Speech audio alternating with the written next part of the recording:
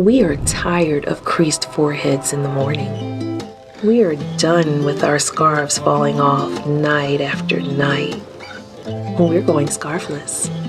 Introducing My Satin Dreams, the 100% satin bedding accessory. The perfect material for frizz control and skin hydration. Total protection, complete comfort, absolute luxury. Make sure you use the promo code HIPHOPUN. That's HIPHOPUN to get free shipping. It's a limited time offer, so make sure you act now. The link is located at the top line of the description box. Don't wait, do it now. I was cured. God took it away, but whatever works for you. But he took it away, and I couldn't believe it. I'm expecting like a month later. Okay, I haven't done a year passed and another year passed. Well, you know it. Here I am over 30 years later, Yeah. And, but I thank you, Jesus, Christ Jesus. It's plain and simple. Christ Jesus. Appreciate you sharing that. You were saying you were from Gary, Indiana a couple of times, and it made me think of Micheal Jackson, which made me also kind of dig deeper and think about a lot of our highly touted Black actors, Black musicians now. To those who deserve fault, they deserve fault. We're not sitting here and justifying anything merely because of the color of anybody's skin. But it does seem as though a lot of our entertainers seem to get some kind of hard dose of reality when it comes to acting or entertainment, when a certain amount of power is attained, so to speak. Sure. Oh yeah. Talk about Mike and if you knew Mike as a friend, and then what he went through in his personal situation, if you don't mind. Yeah. I met him through Muhammad Ali, and I regret that I did not pursue the friendship more, because he didn't talk more. And as y'all know, I can talk. I can run. but Ali told us exchange numbers, right? But I would call, and he just saw anyway. But yeah, looking at the power he had buying the Beatles catalog and what Prince was doing and all that. And I have my young proteges think there's conspiracy and the record label did that. And I said, brother, this is what I feel. They don't have to do nothing. They will use your own weakness against you. So say, we done made you this big superstar, both of y'all. Y'all are the top, duo making movies and everything. Okay. But now we want to own all your stuff. We're like, if they're dead, now they're getting older. All right. If they're dead, we could really but we don't have to kill them. What are their weakness? Oh, now he's doing it. He got that freebase. He got the heroin thing. He combines the two, and then there's a certain woman. He likes the blonde, or he likes the red bone. He likes the black girl. All that they sinned.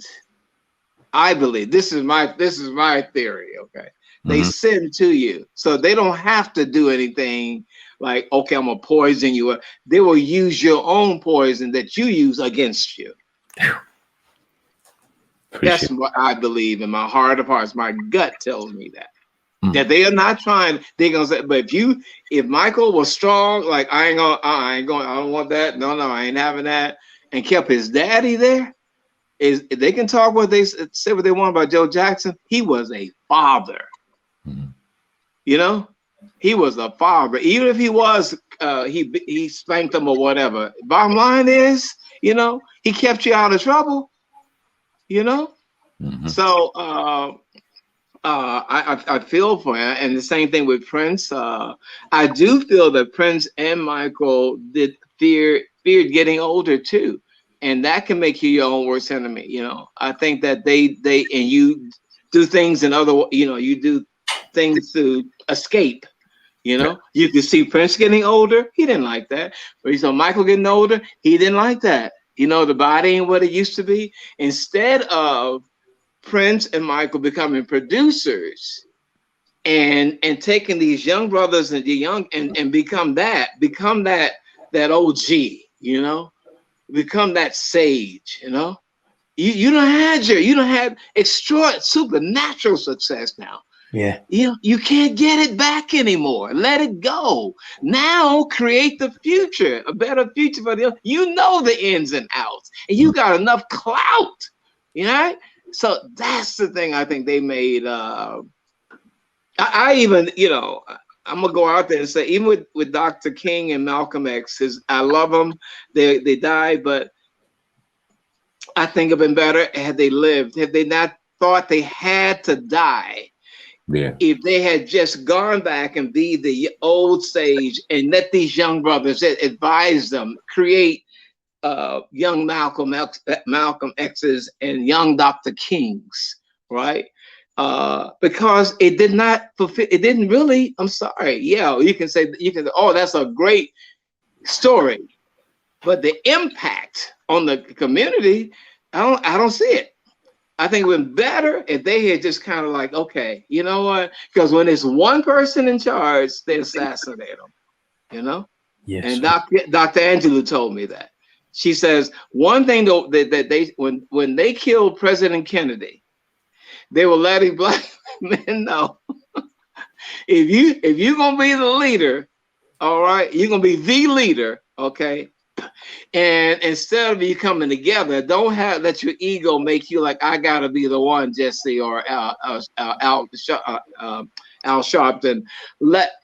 Bring the young brothers up, don't be the only one, we need to have future leaders, and I think if they had invested in young Malcolms and young Dr. Kings, again, who am I to talk? They were, we say all that, they had to do what they had to do. God bless them. And I think they were sincere about it. I'm just saying in hindsight, and definitely what Dr. Angela told me about when you saw a white sitting president had his head blown out off in broad daylight. What does that tell a black man? Ooh. Man, powerful. So what does that say about Obama, sir? If I asked you that. Okay, Lord help me. Okay. I love President Obama. I just think he failed as far as our young black people. I love the brother, and I would tell him that to his face. I love you, but brother, I just don't understand why you did not go to Chicago and all those areas. You, as a black man, what it would mean to those young black kids who are doing their homework with the little flashlight because they're afraid of sitting up, a bullet might come. What it would mean to them if the president of the United States would just come, to those areas and say, look, it's going to be all right.